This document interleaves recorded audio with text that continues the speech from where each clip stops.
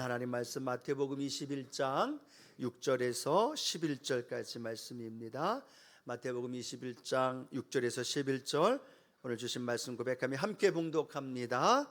제자들이 가서 예수께서 행하신 대로 하여 나귀와 나귀 새끼를 끌고 와서 자기들의 겉옷을 그 위에 얹음에 예수께서 그 위에 타시니 무리의 대다수는 그들의 겉옷을 길에 펴고 다른 이들은 나뭇가지를 베어 길에 펴고 앞에서 가고 뒤에서 따르는 무리가 소리 높여 이르되 호산나 다윗의 자손이여 찬송하리로다. 주의 이름으로 오시는 이여 가장 높은 곳에서 호산나 하더라.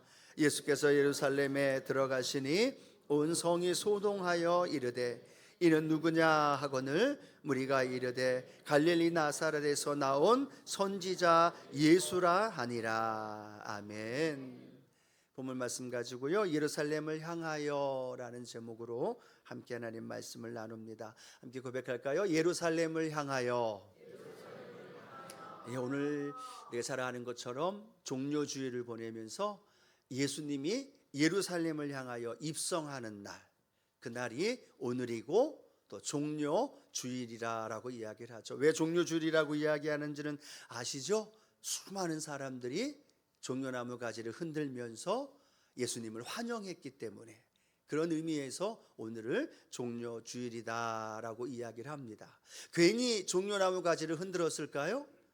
아니죠. 종려나무 가지의 의미는 승리의 의미가 있습니다. 의유, 아름다움이라는 의미를 갖고 있어요. 그러니까 그들이 종려나무 가지를 흔들면서 예수님을 환영했다는 건 승리의 주님, 승리의 왕으로 예수님을 인정했고 또 그러므로 예수님을 환영했던 그 고백이 오늘 본문을 통하여 기록합니다. 오늘 저는 그렇게 기도하며 예배 드립니다. 오늘 이곳이 예수님이 예루살렘 입성할 때의 그 자리, 그 곳이 되게 하여 주옵소서. 예수님이 입성하실 때 우리가 무리가 되기도 하고 또 우리가 제자들이 되기도 하고 또 그 안에 예수님의 마음을 우리가 생각해 보면서 예루살렘을 향하여 걸어가시는 종료주일의 참된 의미를 우리가 말씀을 통해 알아보기를 원합니다. 첫 번째로 우리가 예루살렘에 입성할 때의 주변의 반응들과 모습들을 함께 생각해 봅니다. 사람들은 예수님에 대한 소문을 들어서 이미 어느 정도 알고 있었습니다. 오병이어의 기적 아시죠? 그분을 예수님께서 행하셨다. 바람과 바다를 말씀 한마디로 잠잠케 하셨고 죽은 지 나흘 되어 썩은 냄새가 나는 나사로를 나사로야 나오라 말씀 한마디로 무덤에서 다시 살리신 그 예수님에 대한 소문을 들었다는 것. 그 전에 예수님이 예루살렘에도 들어왔었지만 지금은 공식적으로 들어오기 때문에 사람들의 마음은 얼마나 흥분이 됐을까요? 얼마나 기대가 됐을까요? 말씀 한마디로 그들이 로마 압제하에서 지금 고통당하고 있는데 로마의 속국에서 벗어나게 해줄 수도 있다라는 마음, 또 그들이 주님을 통해서 놀라운 마음의 삶의 기도에 또 어려운 일들을 해결해 주실 것에 대한 기대와 소망의 마음을 가지고 있었다는 거죠. 그래서 우리가 읽었던 말씀인데 한 번 더 그들의 마음 한번 생각해 보면서 그들의 마음이 나의 마음이 되기를 원하고 내 모습이 되기를 원하는 마음으로 마태복음 21장 8절 9절 한 번 더 읽어봅니다. 무리의 대다수는 그들의 겉옷을 길에 펴고 다른 이들은 나뭇가지를 베어 길에 펴고 앞에서 가고 뒤에서 따르는 무리가 소리 높여 이르되 호산나 다윗의 자손이여 찬송하리로다. 주의 이름으로 오시는 이여 가장 높은 곳에서 호산나 하더라. 아멘. 여러분 예배를 드릴 때 여러분의 마음이 이 무리의 대다수의 이 모습, 제자들의 마음, 그 모습이 되어지기를 축복합니다. 옷을 벗어서 어떻게 해요? 예수님이 가시는 길에 내려놓는 겁니다. 주변에 있는 종려나무 가지를 흔듭니다. 승리에 개선하는 왕처럼 그렇게 주님을 맞이하는 모습, 그것이 무리 오늘 예수님을 맞이하는 사람들의 모습입니다. 또 그들은 외칩니다. 호산나 다윗의 자손이여 찬송하리로다. 시온 성가대의 고백 오늘도 찬양했지 않습니까? 호산나 호산나. 여러분 호산나의 뜻이 뭘까요? 나를 구원하소서. 예수님을 보면서 수많은 사람들이 나를 구원하소서, 우리를 구원하소서라고 고백하고 외치고 있다는 사실이죠. 오늘 여러분, 우리의 예배가 우리 주님께 오늘 호산나 나를 구원하소서, 이 고백이 하나님 앞에 올려드리는 저와 여러분의 고백이 되기를 축복합니다. 우리 삶은요, 그 당시처럼 로마의 권세 아래서 고통과 신음을 당하지는 않습니다. 그럼에도 각각 수많은 삶의 문제 앞에서 고난과 역경 속에, 때로는 죄의 권세 안에, 사단의 권세 안에 묶여서 힘들게 살아가는 사람들의 모습을 보게 됩니다. 삶의 문제 때문에, 상처 때문에, 질병 때문에 힘겹게 오늘 하루하루 살아가고 있는 많은 사람들의 모습도 보게 됩니다. 원치 않는 가운데 전쟁으로 인해서, 테러로 인해서, 때로는 마약과 중독과 동성애와 또 세상적인 많은 것들로 인하여 내 삶의 문제 안에서 절망 속에 살아가고 있는 많은 삶의 모습을 보게 되어지죠. 그런데 사람들은요, 그 문제를 어떻게 풀어가려고 하냐면 물질 앞에서 호산나를 부르고 있어요. 자신의 어려운 문제와 그 아픔, 상처를 해결하기 위해서 사람들 앞에서 호산나를 외치고 있어요. 때로는 물질을 왕으로, 때로는 세상을, 때로는 어떤 건강이나 자신이 갖고 있는 또 추구하고 있는 성공이나 명예, 때로는 가정이 될 수도 있고 자녀가 될 수 있고, 그들을 향하여 신으로 섬기고 왕으로 섬기면서 그들 앞에서 호산나, 호산나, 말로야 하지 않겠죠. 그러나 그들의 삶에 그들을 구원할 수 있는 것이 물질이라고 생각하고, 때로는 자신이라고 생각하고, 때로는 자신이 알고 있는 지식이라고 생각하면서 올바르지 못한 곳을 향해 호산나를 외치고 있다는 사실. 여러분, 혹시 믿음 안에서 살아가고 있는 저와 여러분도 교회에서 오늘은 호산나 주님께 고백하기를 원합니다라고 고백하지만 삶의 자리에서 주님이 아닌 물질 앞에 호산나를 외치고 있지 않나요?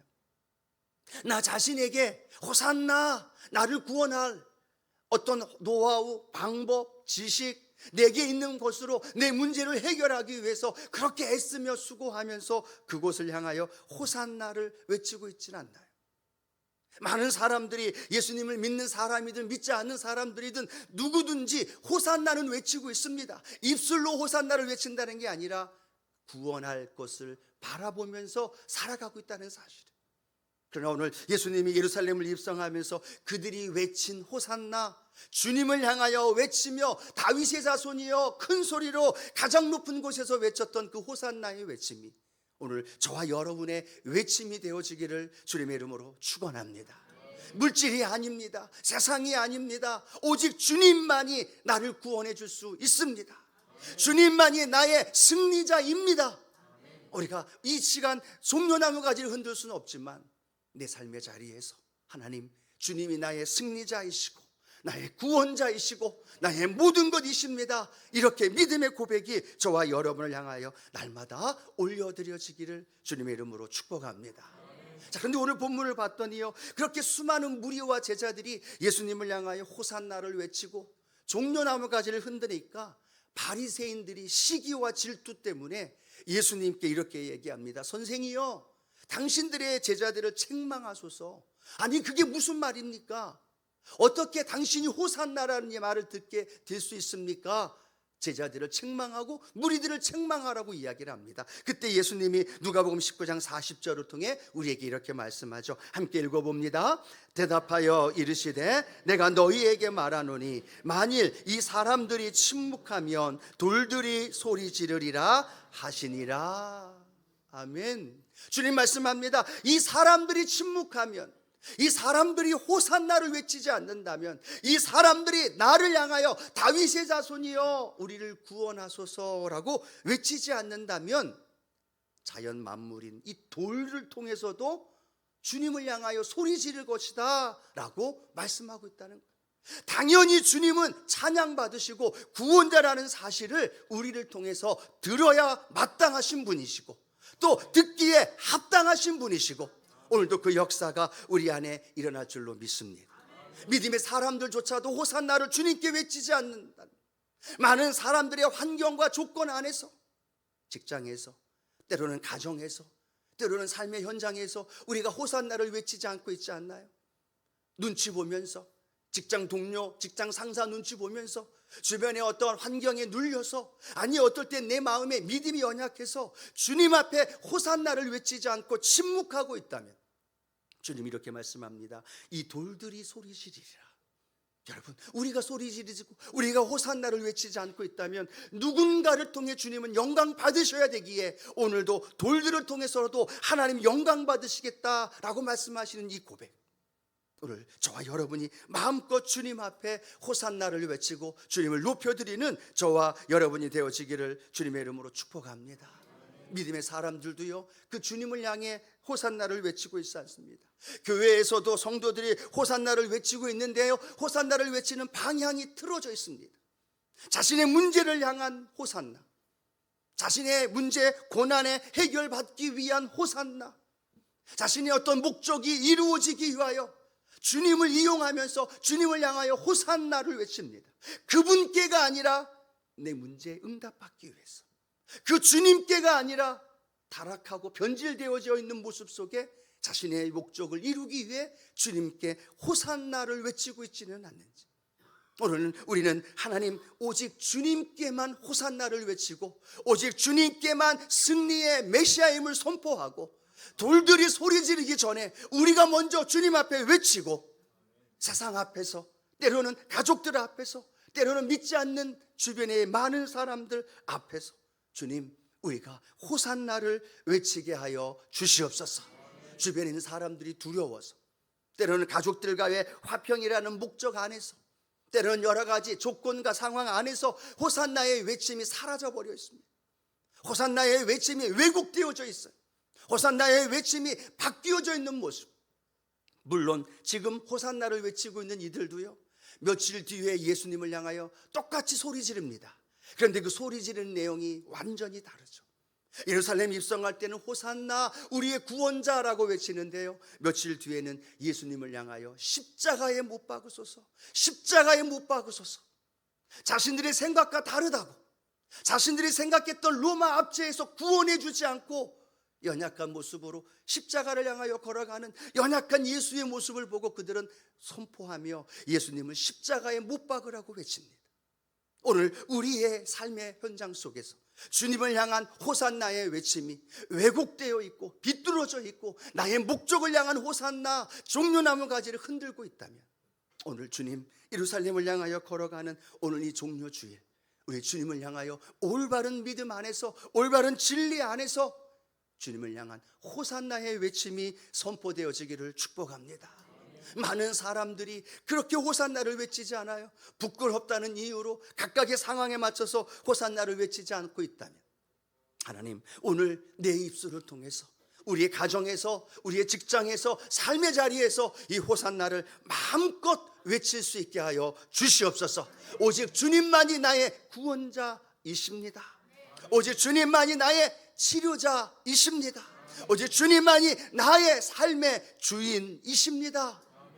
여러분, 우리가 소리 지르지 않으면, 우리가 호산나를 외치지 않으면 누가 외치겠습니까? 세상 사람들은 오늘이 종료주일인지, 이번 한 주간이 고난주간인지, 부활주일인지 상관없이 살아가요. 그런데 안타깝게도 오늘날도 크리스천들조차도 동일하게 그것을 외면하고 무시하면서 살아가고 있는 모습이 있다면, 하나님 오늘 다시 한번 종료주일을 통하여서 주님의 고난 앞에, 주님의 십자가의 길 앞에 호산나를 외치고 그 구원의 역사의 주님을 마음껏 찬송하며 영광 돌릴 수 있는 우리 믿음의 성도들 되기를 주님의 이름으로 축복합니다. 우리 가슴에 오른손에 가슴 얹고 한번 선포하며 고백할까요? 호산나 찬송하리로다. 다윗의 자손으로 오신 예수여. 아멘. 이 고백이 오늘 많이 고백했으면 좋겠어요. 이번 한 주간 많이 고백하면서 오직 주님만이 우리의 구원자, 우리의 승리자, 우리의 메시아임을 선포하는 저와 여러분 되어지기를 주님의 이름으로 축원합니다. 자, 두 번째, 주님이 예루살렘을 향하여 나아가는 그 걸음은요, 말씀을 성취하시기 위함이다라고 우리에게 모습을 봅니다. 여러분, 예수님 예루살렘 입성할 때 우리는 말씀을 읽었습니다. 주변의 상황이 어때요? 모든 사람이 흥분해 있습니다. 종려나무 흔들며 호산나 다윗의 찬송하리로다. 온 성이 소동이 났다라고 이야기를 하죠. 근데 그 분위기와 모습과는 대조적으로 예수님의 모습은 어떤 모습일까요? 마태복음 21장 7절 함께 합니다.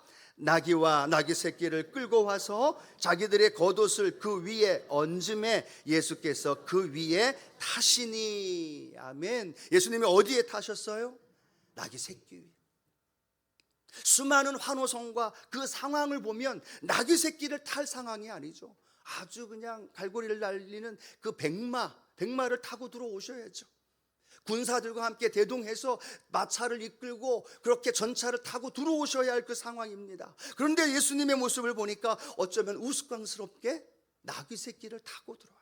30대의 건강한 청년의 모습인데 그렇게 나귀 새끼를 타고 오는 모습. 왜 예수님은 그걸 선택할 수밖에 없었을까요? 왜 예수님은 걸어서든 다른 방법을 통해서가 아니라 나귀 새끼를 타고 오는 이유가 무엇이었을까요? 성경은 이렇게 말합니다. 스가랴 9장 9절 말씀 함께 합니다. 시온에 따라 크게 기뻐할지어다. 예루살렘에 따라 즐거이 부를지어다. 보라, 내 왕이 내게 임하시나니 그는 공의로우시며 구원을 베푸시며 겸손하여서 나귀를 타시나니 나귀의 작은 것 곧 나귀 새끼. 주님은 스가랴서의 말씀을 너무나 잘 알고 있었습니다. 그 왕으로, 공의의 하나님으로 그 땅을 구원하실 주님으로 오셨는데 주님은 겸손하여서 나귀를 타고 들어갈 것을 스가랴 선지자를 통하여 예언한 말씀을 알고 있었다라는 거예요. 그래서 주님은 선택할 여지가 없었습니다. 그 말씀을 이루기 위해서 나귀 새끼를 타신 거예요. 어쩌면 우스꽝스러운 모습이고 어쩌면 많은 사람이 조소할 수도 있는 상황이지만 주님은 다른 길이 아니라 말씀의 길을 선택한 줄로 믿습니다.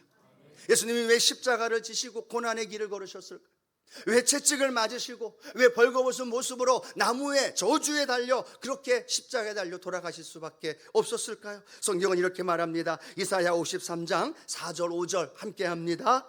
그는 실로 우리의 질고를 지고 우리의 슬픔을 당하였거늘 우리는 생각하기를 그는 징벌을 받아 하나님께 맞으며 고난을 당한다 하였노라. 그가 찔림은 우리의 허물 때문이요 그가 상함은 우리의 죄악 때문이라.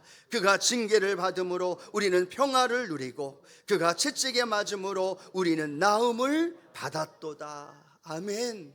이사야의 선지자의 말씀이 예수님께 들려졌던 말씀이에요. 예수님에 해당되어지는 말씀이에요.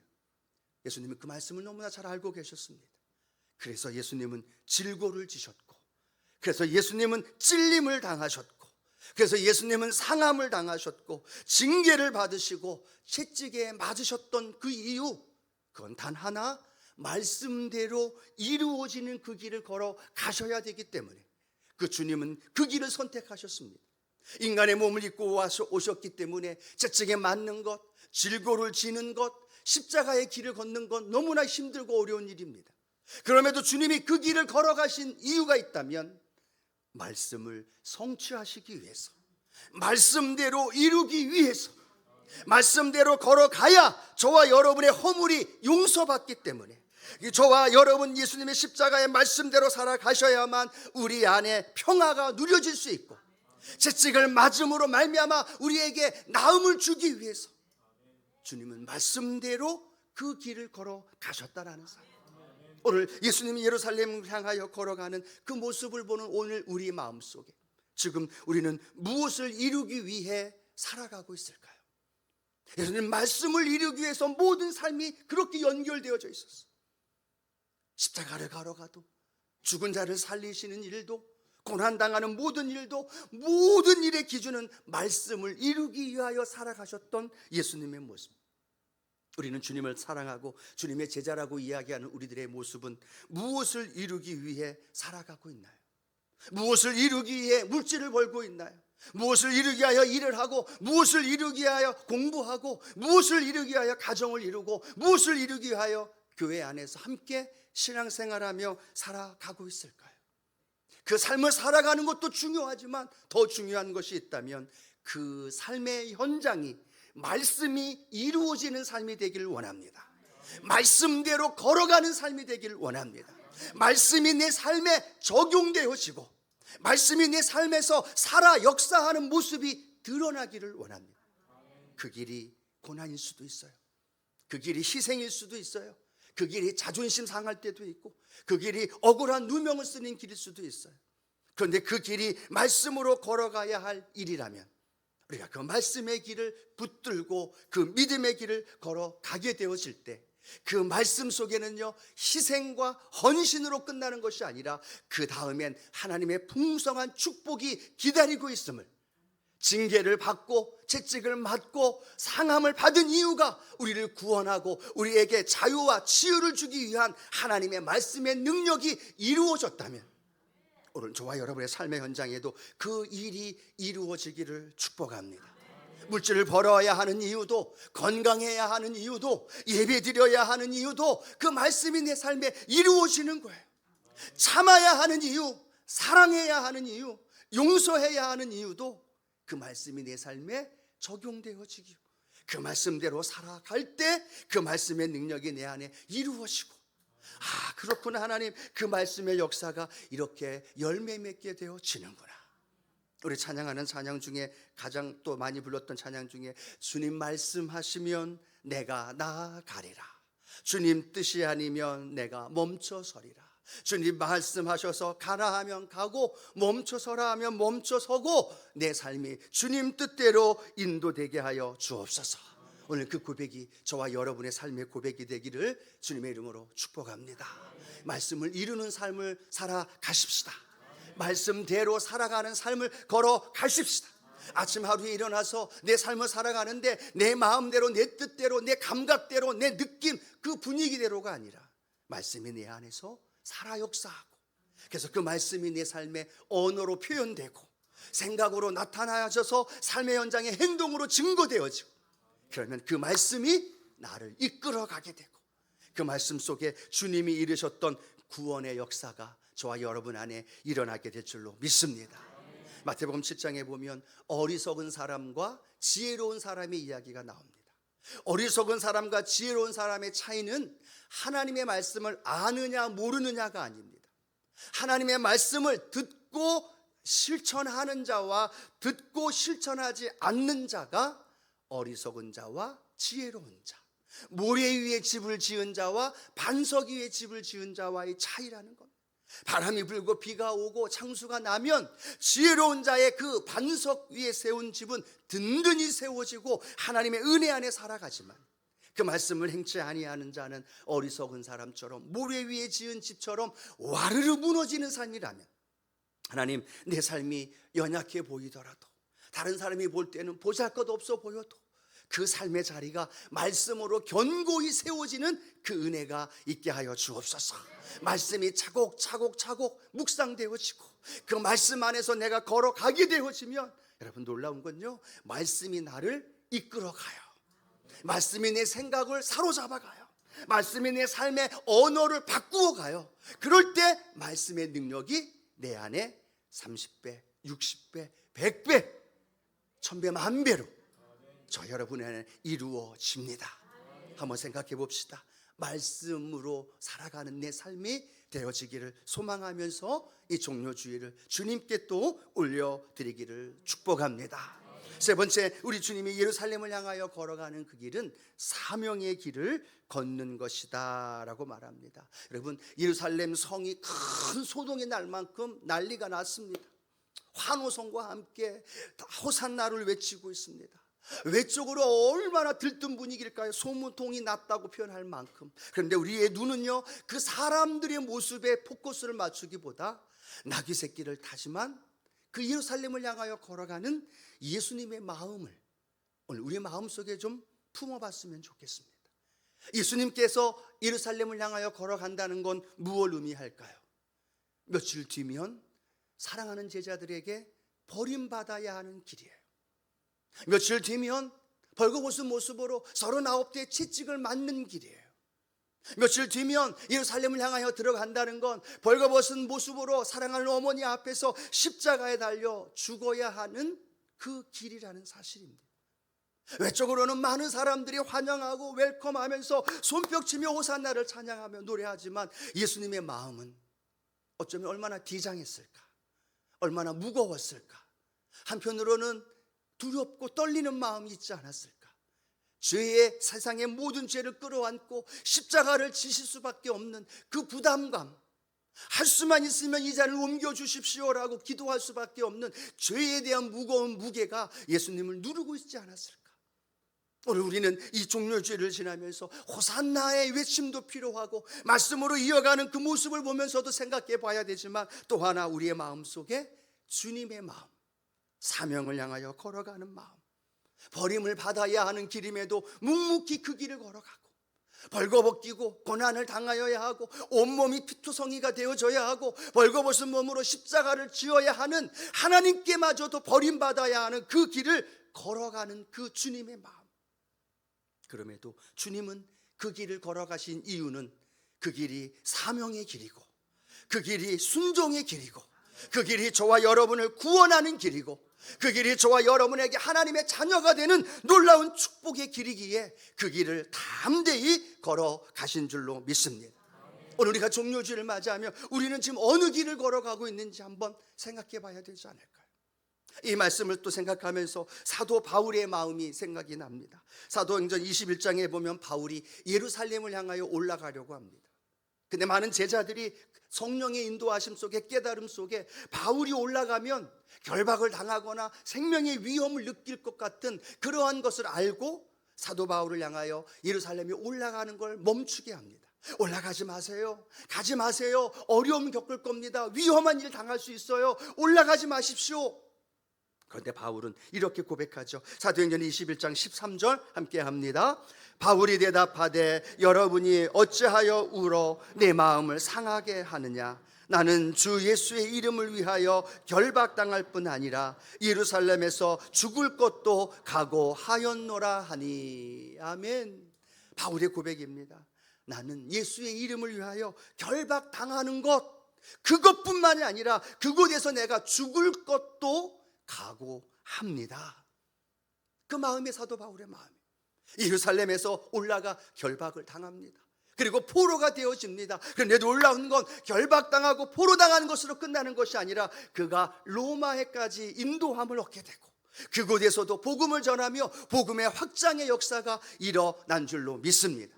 하나님의 방법은요, 그 바울이 결박된 상태에서 안전하게 로마로 가게 인도해 주신 것이고 그곳에서 복음의 능력이 증거되어지는 역사가 일어난 줄로 믿습니다. 그 길이 고난의 길임을 알면서도, 결박당하는 일인지 알면서도, 순교당할 일을 알면서도 바울은 그 길을 걸어갑니다. 왜요? 그 길이 사명의 길이고 그 길이 순종의 길이고 그 길이 복음을 증거하는 길이라는 사실을 우리에게 설명해 줍니다. 말씀을 준비하면서 한 국제 선교지와 연결되어 있는 글을 읽으면서 참 많은 도전과 안타까움을 또 느껴봅니다. 우간다 동부에서 키사 마솔로라는 기독교인이 이슬람을 전도했다는 이유로 이슬람 극단주의들에게 목숨을 잃은 사건이 3월 8일 날 있었다고 합니다. 얼마 안 됐죠. 그것이 이제 기사화돼서 나타났던 건데요. 거리에서 설교하고 귀가하던 그런 중에 이슬람 복장했던 7명의 그러한 무슬림 단체의 사람들에게 납치를 당합니다. 그리고 납치를 당하면서 그 사실을 어머니에게 전달을 하는데 어머니에게 이렇게 전달이 됐다고 합니다. 알라께서 당신의 아들을 불쾌하게 여기셔서 우리가 그를 처벌하려고 한다라고 메시지가 전달이 됩니다. 그래서 이 어머니는 그 부족의 지도자한테 이야기를 하고 그걸 살리기 위해서 여러 가지 수를 씁니다. 그런데도 그 다음날 안타깝게 싸늘한 시신이 되어서 그 어머니 앞에 그 아들의 모습이 보여집니다. 그런데 그 아들의 모습 속에 그렇게 기록되어 있는 글이 있었다고 합니다. 아랍어로 무슬림들을 기독교로 개종시키지 말라고 경고했음에도 말을 듣지 않아서 죽였다라는 메시지가 있었다라고 이야기합니다. 그런데 그 어머니는 그렇게 얘기합니다. 그 전에도 휴대전화에 계속해서 기독교인으로 개종시키지 말라는 협박 문자와 또 그렇게 강요하는 많은 문자들이 있었다고 합니다. 그래서 어머니도 걱정이 되니까 이 아들에게 제발 거리에서 설교하는 거 중단하고 또 상황을 보면서 하라라고 그렇게 달래기도 하고 또 달래기도 했다고 합니다. 그런데 그때마다 이 마솔로는 어머니에게 얘기했다고 합니다. 생명이 하나님께 그 손에 달려 있습니다. 그리스도의 복음을 전파하도록 부르심을 받았는데 어떻게 멈출 수 있습니까? 그런 말을 늘 어머니에게 이야기했대요. 생명의 위험을 느꼈음에도 거리에서 예수를 증거했습니다. 그 중동 지역에, 이 우간다에서 그렇게 이슬람교로 가득했던 그곳에서 복음을 전하다가 순교했던 그 글, 그가 걸었던 길은 순종의 길이고 사명의 길이었기 때문에 결국은 순교의 안타까운 모습이지만 그를 향해 증거하셨던 그 주님의 말씀, 로마서 8장 18절에 사도 바울의 고백의 말씀이 생각이 납니다. 한 번 더 고백할까요? 생각하건대 현재의 고난은 장차 우리에게 나타날 영광과 비교할 수 없도다. 아마 이런 고백이 아니었을까요? 그렇게 복음을 전하면서 지금도 수많은 사람들이 죽어가고 있어요. 예수 그리스도이십니다 말 한마디 선포했다고 끌려가고 처참하게 죽어가고 있는 사람들의 모습이 얼마나 많이 보여지고 있는지 모릅니다. 우리는 이렇게 평안한 가운데 이 땅에서 살아가는데 우리의 입술을 통해서 혹시 호산나가 멈추어져 있지 않나요? 주님을 향한 호산나의 소리가 침묵되어져 있지 않나요? 나 아닌 다른 사람들이 행하는 걸 보면서 때로는 비난하고 손가락질까지 하고 있는 모습이 우리의 모습이 아닌가요? 나의 목적과 나의 이익을 향해 걸어가고는 있는데 주님의 말씀을 지키기 위해서 내가 걸어가고 있지 않는 나의 연약한 모습, 그 길이 힘들다고, 그 길이 피곤하다고, 그 길이 희생이 따라야 한다고 그 길을 지금 포기하고 주저앉아 있는 모습이 있다면 오늘 하나님 이 종료주일 예수님이 예루살렘을 향하여 걸어가는 이 예배에 오늘 저와 여러분의 그 회복의 역사가 일어나기를 주님의 이름으로 축복합니다. 오늘 종료주일 다음 주 고난주간 함께 우리가 저녁에 모여서 예배드려요. 부활의 영광의 은혜를 함께 나누고 또 4월 첫째 주에는 블레싱 데이로 잃어버린 영혼들을 주님께로 인도하는 겁니다. 주님이 왜 십자가를 지셨습니까? 주님이 왜 채찍에 맞으셨습니까? 주님이 왜 부활하셨습니까? 사도 바울도 이 마솔로라는 청년도 우리가 걸어가야 할 길은 잃어버린 영혼 그 한 사람 구원하기 위한 주님의 몸부림과 또 저와 여러분의 몸부림이 하나님의 나라를 확장하고 구원의 역사로 날마다 이루어가는 복된 삶이 되어지기를 주님의 이름으로 축복합니다. 오늘 예루살렘을 향하여 걸어가는 오늘 이곳, 저는 우리가 주님께 마음껏 호산나를 외치는 그 한 사람 한 사람 되어지기를 축복합니다. 그리고 말씀이 내 삶을 통해 이루어지고 그 삶이 사명의 길이 되고 순종의 길이 되어져서 그 결과로 잃어버린 영혼이 주님께로 돌아와 하나님 마음껏 기뻐 받으시는 예배요 삶이요 축복의 능력이 저와 여러분 안에 일어나기를 주님의 이름으로 축원합니다.